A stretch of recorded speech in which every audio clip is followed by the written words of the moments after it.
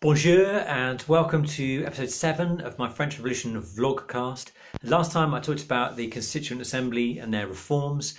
Today we're going to talk about how a variety of groups sprung up after the revolution.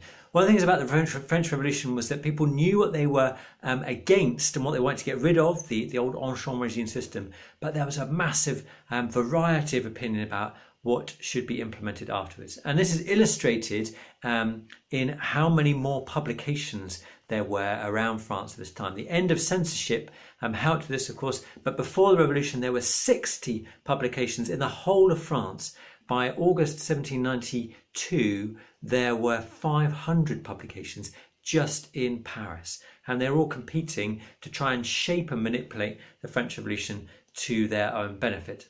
So we're going to look at 4 strands of opinion, and they're from the most moderate, the least revolutionary, through to the most radical groups. So starting with the Monarchists. These are people who are revolutionary and they wanted a reduction in the powers of the monarchy, but they're very keen on having a constitutional monarchy with a real balance of power between the king and any elected bodies, the national or legislative assemblies. And actually, these are people who, once the constitution was announced in November 1791, and these are people who were upset at the way it was imposed upon the king, and they felt that the king had too little power. However, by that stage, the monarchists were already in decline, and that's illustrated by 3 of the 4 main characters that make up the monarchists, or are the most famous of the monarchists. And the first of those is Mirabeau. Mirabeau was the most charismatic politician in the Third Estate, the Estates General in the Third Estate, and then in the National Assembly. And he kind of led the early revolutionary debates and dominated proceedings. His position, his credibility and his position were undermined because he became a paid advisor, consultant of Louis XVI. It's not really clear whether Louis was trying to undermine his credibility. More likely, I think Louis was trying to buy his Mirabeau's loyalty and advice. And Mirabeau certainly was trying to take money and shape Louis into the kind of king that he wanted him to be. However, Mirabeau was pretty unwise at how he spent his money. He had massive debts, and suddenly, whoa, he was rolling in cash. He bought a massive new apartment in Paris. He got a new coach and horses. His servants all got shiny new uniforms, and he was generally just throwing the cash around, and everybody knew and deduced that this money had to come from Louis XVI. So his credibility was really undermined, and the monarchists' credibility was undermined with them. They seemed to be in the pocket of Louis. Mirabeau also, unfortunately, died in April 1791, and so the movement lost a powerful and popular leader in that sense. Lafayette, who had been a member of the aristocracy and leader of the National Guard, was also a monarchist. Bailly, the president of the National Assembly and the mayor of Paris. Now, they both lose credibility as a result of the Champ de Mars massacre. You might remember after the flight to Varennes, there was a demonstration on the Champ de Mars, which is where the Eiffel Tower is nowadays. This demonstration wanted to sign a petition for a republic. They were anti-monarchists. Bailly declared martial law. Lafayette took the National Guard in to clear up the demonstration and ended up shooting a bunch of them. So their credibility was massively undermined and their popularity declined as a result. A 4th monarchist who you might be aware of is Abbé Emmanuel Sieyès, who wrote the pamphlet What is the Third Estate? And of course later on comes back in the Directory as an important politician. With the monarchists out of the way, the next most moderate group were the Feuillants. Feuillants, F-E-U-I-L-L-A-N-T-S, I think. This was a group that actually split from the Jacobins, again, after the flight to Varennes. The majority of the Jacobins decided that they were Republicans too. They thought that Louis XVI was part of the problem rather than part of the solution, and they wanted to be rid of him. The minority group, the Feuillants, remained constitutional monarchists, and actually they formed the government at that time. There are people like Barnave and slightly more obscurely Lemaitre and Dupont. Their position in government is eventually taken by the next group, the Girondins. These are a more famous and influential group than the Feuillants, who sort of fade away as the revolution progresses. The Girondins are named after a region in southwest France, the Gironde, south of Bordeaux, and they're led by Brissot, who actually isn't from the Gironde, which is a bit confusing. But anyway, they're led by Brissot.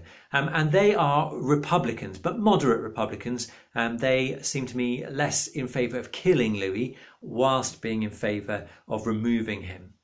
Their move towards republicanism is illustrated by two policies they have. Firstly, they want to be tough on refractory priests and remove the payments that are being given to them, and they sped up the deadline for the oath which had to be taken in favour of the civil constitution of the clergy. Louis vetoed this. Secondly, the Girondins wanted to be more tough on the émigrés who had left the country and abandoned France in the revolution. They wanted to be able to confiscate their property and their wealth. Again, Louis vetoed this policy. Now, the Girondins were trying to illustrate how Louis was part of the problem and was not properly committed to the revolution. A third policy of the Girondins was to be pro-war. They thought there was a war coming anyway against Austria and Prussia, and they were in favour of that. They thought that France would win that war, and they wanted to export the revolution abroad. They wanted to take their revolutionary philosophical ideas, enlightened ideas, to other countries. And for that reason, they actually end up forming the government after the Feuillants. Of course, as the war begins and to go quite badly, the Girondins' favour and popularity declines. And eventually, that's what causes the Jacobins to be able to take their position in government. So the Jacobins are the most radical of the political groups. The Jacobin Club, in fact, all these groups had clubs, which were places where you could go, you paid a bit of an entrance fee, and you could go in and you could discuss what was going on. They're kind of like, just like going to a bar, really, I suppose, I don't know, where else would you go to discuss things? So they go to discuss what's going on in France and where will the revolution go next. They're forums for discussion. So the Jacobin Club became pro-revolution, obviously all along, and they were quite radical in that, pro-republican. And their most famous and prominent member was, of course, Maximilien Robespierre. And we'll talk more about the Jacobins in the Terror group. Just one more group beyond this, one more group beyond this would be the Cordeliers, or Cordeliers maybe, who were led by or represented by Danton, and Marat was also a Cordelier and a Jacobin. This was a club that charged a cheaper membership, and that meant that lower class people could come in, people who were less wealthy, and that meant also that it was again a little bit more radical. So the Cordeliers were the people who ended up kind of forming some of the sans-culotte opinions. And of course, so beyond the Cordeliers, we have the sans-culotte too. Now these are the most radical groups because they are the ones that had suffered physically most. And remember that the problems that they had before the revolution were problems of money, that the bread prices were increasing, firewood prices were increasing, and that these were things that, although the Constituent Assembly reforms had changed France, these were things that had not really changed. And in particular, as the war starts to turn against France, and the armies look like they're going to come closer, maybe the revolution will be unpicked, and perhaps there'll be great suffering and loss of life. These are groups that become increasingly agitated and desire to take on a greater leadership role in the revolution.